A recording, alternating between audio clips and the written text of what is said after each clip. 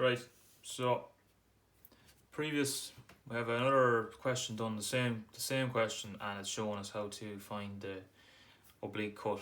But in the first question we're going horizontal cuts from the points in elevation across to the VT and then down to the plan that way. But in this one we're going to use the second method, so we're going to go look along our HT or horizontal trace, and we're basically going to make an auxiliary elevation up here. So we're going to go look along our HT, parallel to our HT for the points, project an X1, Y1, going to get our heights from the elevation, bring them back to the plan, and then we're going to find our cut. So to start it off, I already have my elevation drawn, my plan of the object drawn. So I'm going to bring I have the HT here at 45 degrees, so in plan, and it's at 60 degrees here in elevation. I'm just going to write that in just so we can know. So 60 degrees in elevation and it's 45 degrees in plan. Right, so I'm going to look along my HT.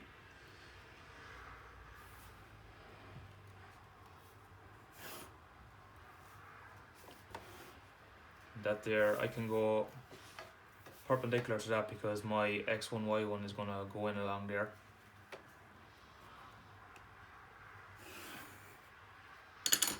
Draw it in black so we know we'll be able to highlight it a bit better. X1, Y1. Okay. Next thing we're going to do, we want to find the VT or the vertical trace up here in the X1, Y1. So for that, all we're going to do is,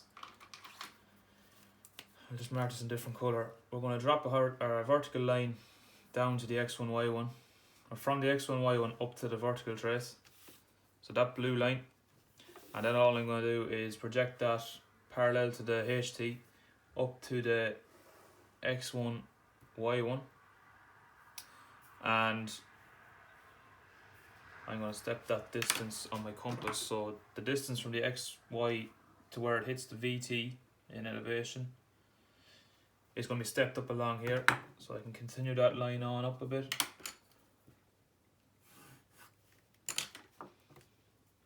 So where they hit, that point there is the same height, that distance to there,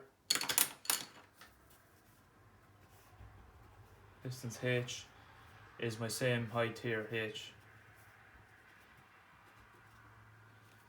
So all I can do now, so my T is going to be here, my point TH, and I'm going to put my set square here on TH going through that point of H, and that's going to give me my VT. So my VT, TH down here on the bottom, that's me set up ready to go with my auxiliary elevation. So what I'm going to start doing here now is bringing points up, so I can see point 6 here in my plan. Point 6 in my plan, and I'm going to bring points 1 and 10. They're going to be hidden in the back. Bring them up in it. So 4 and 7, or 7 here is going to be on the ground, and 9 is going to be on the ground here too, and 8, which is up here at the top, is going to be somewhere up along there. Now I can set the distance on my compass, yeah. So from XY, we're taking the distances from the elevation, so the XY up as far as 110. So 10 is here. 10 is going to be hidden in here anyway, won't be able to see it. But because it's at the back of when I'm looking at my elevation, it's going to be at the back of it. So 5 and 6, or 6, so I see 6 because it's on the outside, and 8, so I can take the distance from 8 here in the elevation too. So 8 is going to be lying up here on this line, so I can mark them points in. So I have a point 6, which is here, a point 8, which is there, and I have a point 10, which I won't see, but is just there, and also a point 7, on the ground, along with point 9 which is on the ground too. Now what I can do is go down here as far as the bottom half of the plan, and points 1, which is here, it's going to be on the side. Point 2 going to be on the ground. 3 is going to be at the apex of the Pentagon, and 4 is going to be on the ground. 5, which will be here on the outside, which is on the side. So I already have the point, same distance for 3.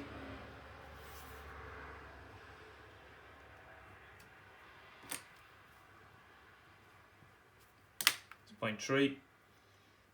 I can go same distance here for 1. 1 and 5 are going to be the same height. 1 and 5.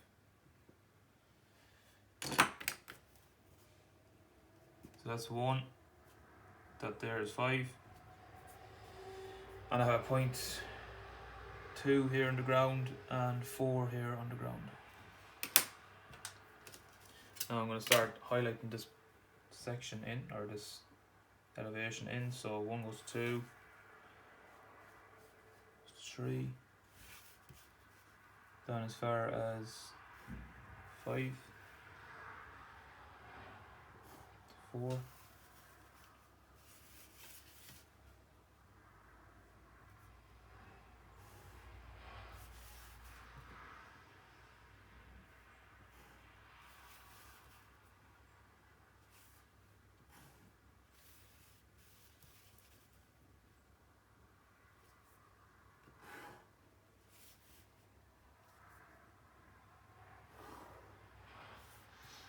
Now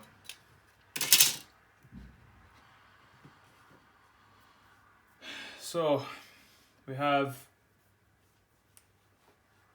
a couple of different points here. So we have the VT is going through this auxiliary elevation, as you can call it, up here.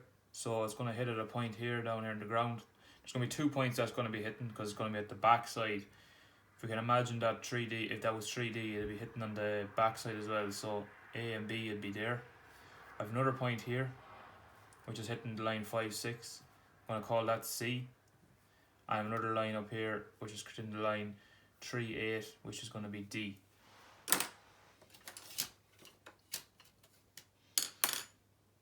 Now, all I have to do now is bring them down to the plan.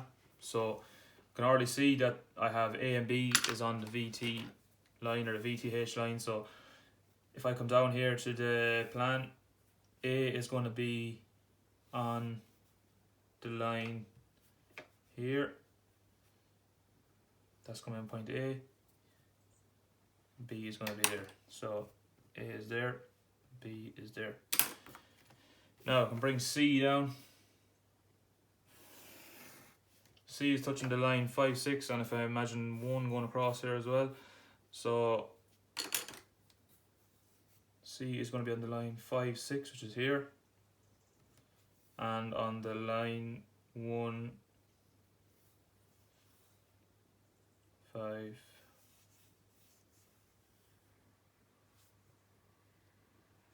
That's not true. I'll bring D down from the top here first. D is on the line 3, 8, which is here in the middle. D. 1, 0. Sorry, 10 here on the outside, so it's going to be hitting the line. C is going to be on the line 10, 6 here as well. Point C there. And there's a point 9 here. No, that's wrong.